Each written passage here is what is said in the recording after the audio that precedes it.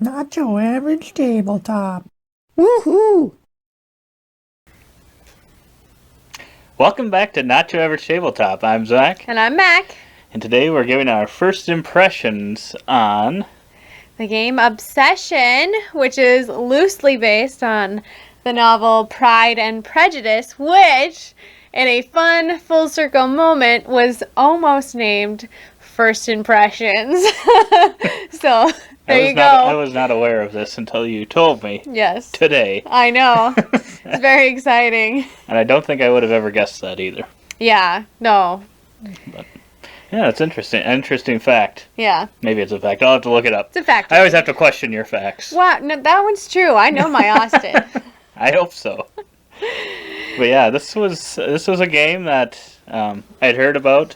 It wasn't as widely available or easy to get for a while until they reprinted it here recently in like 2021-ish. Yeah, and Zach had been bringing up this game, I think, for the last 2 or 3 years, kind of like, oh, maybe you like this one. And in case our followers don't know, I'm a big Jane Austen fan, and so I think Zach was like, hey, look, it combines our two loves, like, maybe you'll like it. I was like, I'm really scared that I'm not gonna like it if it's not, what I'm hoping it'll be. And so then we kind of hemmed and hawed about it, and I didn't really give you an answer on to get it or not. And then I was surprised because I got this big gift for Christmas, and I opened it up, and it's Obsession, and it's all of the expansions and the, what was it, like the extra room or the useful box or whatever. And I was like, stuff, I think. Oh boy. So we finally got it to the table. Mm-hmm. And today. Yeah, because I had been waiting for it because I had the idea of eventually getting it, because I think I kind of looked at like the games out there that maybe were related to that, and this was one that was actually really highly rated on like Board Game Geek, which usually I feel like when it has like a theme that's not like like just a general fantasy or whatever, that's kind of easy for some gamers to get into. Kind of like a Wings fan almost, where it's kind of like you either like it or you don't. Yeah. So when they're rated as highly as this one was, I was like, well, this is probably a pretty solid game, and hopefully the theme comes through. So yeah, I was excited for this one. I had been waiting for it to come back in stock, and it did, and I was just like, should I just get it all for it? And I did. Yes, you did. So hopefully we'll have to see here. Like you said, we just got our first play in. Yep. So it's based off one play. Right. So far. We'll have to see what your thoughts are. See, hopefully it's worth.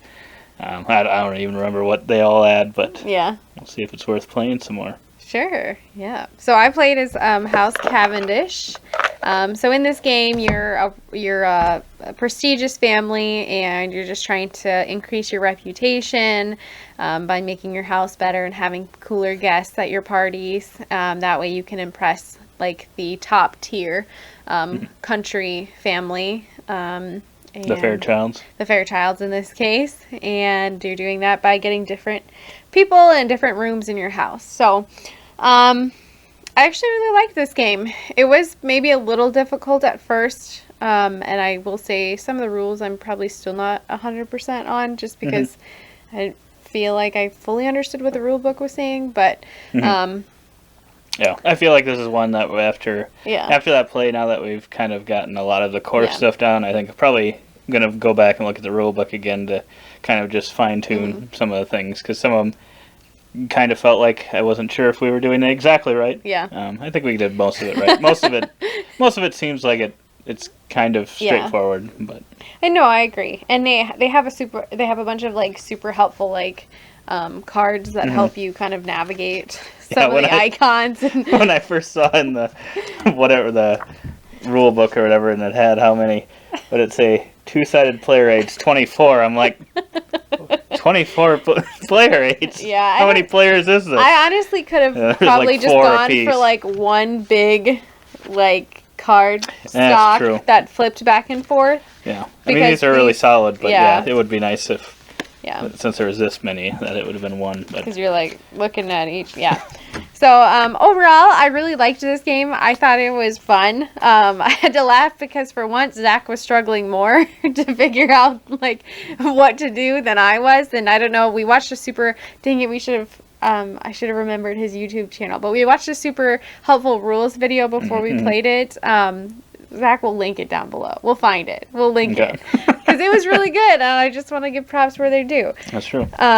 So I just thought it was a load of fun. It is obviously not, if anybody has read Pride and Prejudice, it is obviously not about Pride and Prejudice, but I can see where the influences come in, especially because it's set in Derbyshire, which is where the main hero of Pride and Prejudice resides full time, or that's where his family seat is.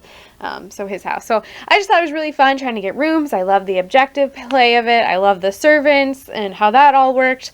I think we struggled to get reputation. But that was the part I was kind of struggling with. Yes, it totally slows you down if you don't get reputation cards, and it's heavily dependent on what kind of guests you get. And so I got lucky, and I got a lot of good guests. Zach got a lot of ones that didn't help him a ton.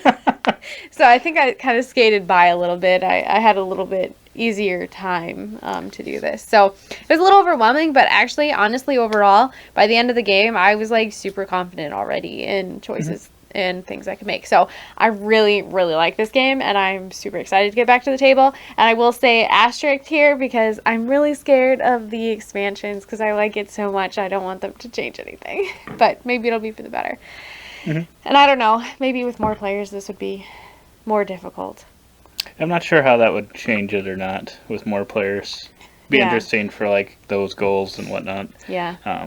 But yeah, I think the main thing that I struggled, although the thing was I was trying to use someone that had more prestige, so that was something that I had to get used to. I think we both accidentally must have used one or two, or done things with too much. And then like some of the different rooms require like gentlemen versus ladies. So then like I went from thinking, okay, I need these two, and then I'm like, wait a minute, no, I can't do that one because this guy needs me to have 3 reputation or whatever, and I don't have that. So then I tried to do another room, but then it didn't need a man and a woman. It needed 2 men or something, and I'm like, 2 gentlemen. 2 gentlemen.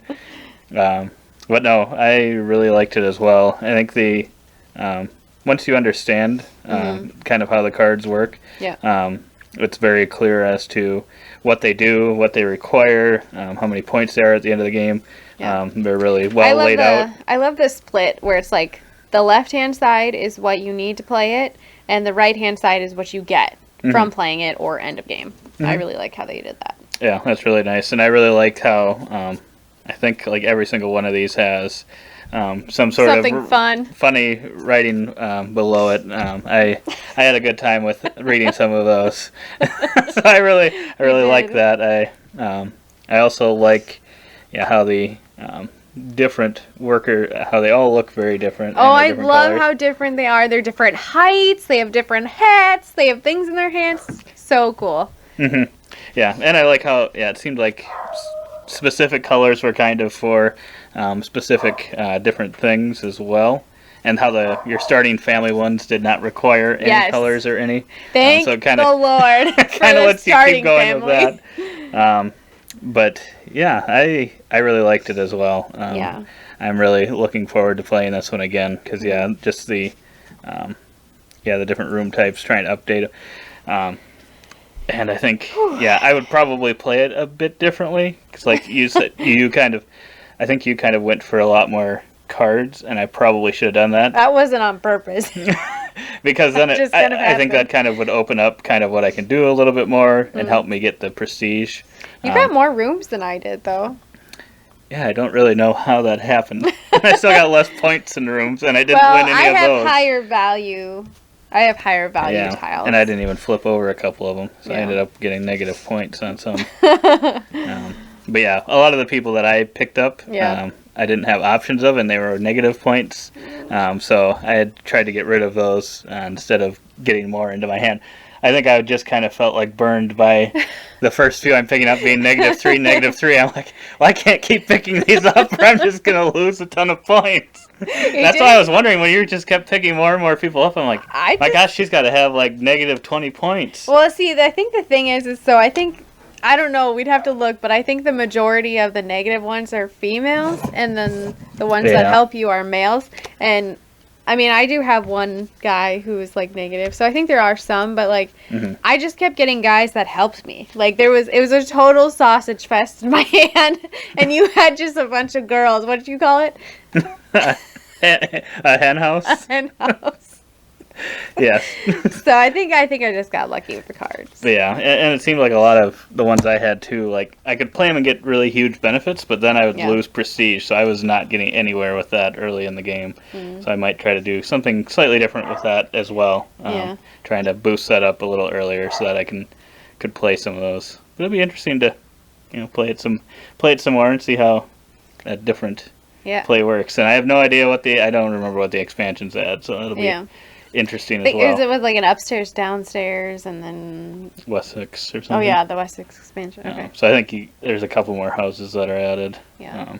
But yeah, it was the House of York. I think each one kind of has a little bit different starting thing or bonus that they have, which is nice. Yeah. I always like that in games when you have kind of that variable player power or setup or whatever. Yeah. Agreed. And I think it's kind of weird because I feel like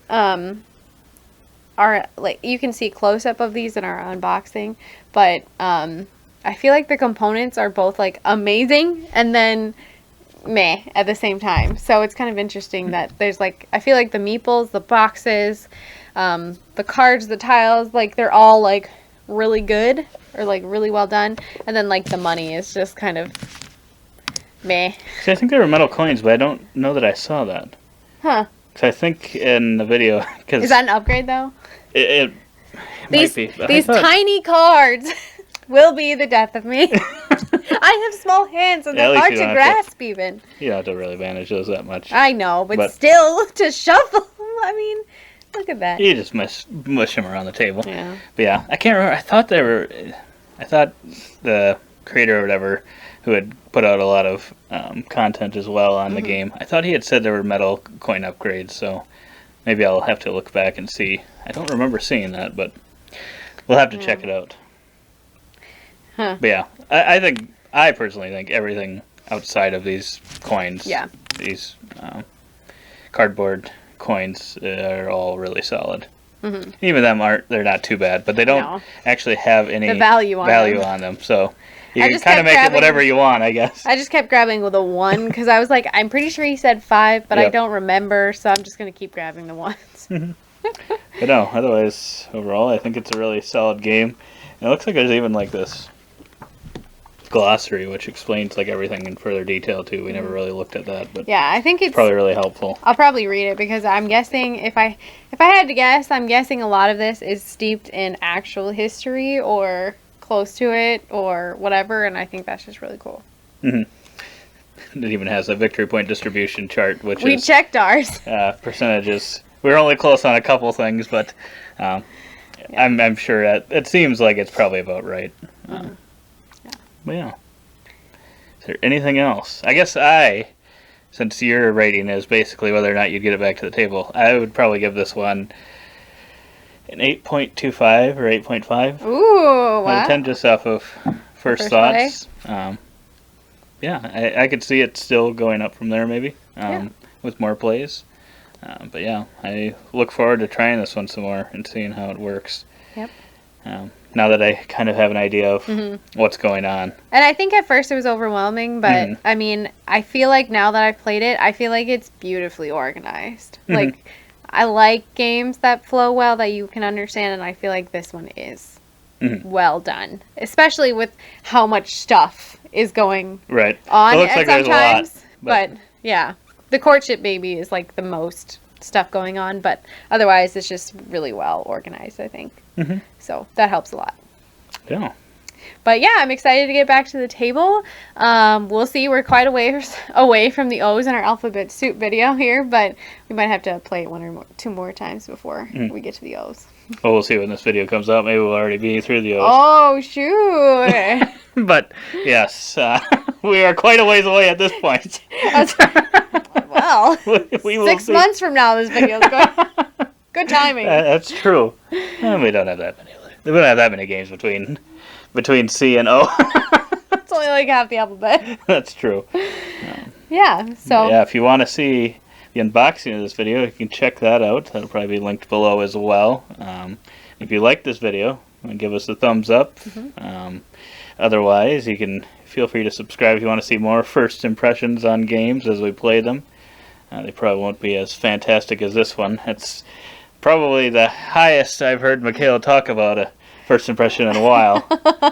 So we'll have to see. Maybe we'll get another one of those shortly. Maybe. Well, they can't all be steeped in the rich and lovely world that Jane Austen has prescribed. So I feel like it's got that going for you. And then the designer of this game, I feel like, has just done a beautiful job capturing a lot of that. So kudos to you. Yeah. But otherwise, we hope to see you on the next one. And as always, don't forget to Keep on nibbling.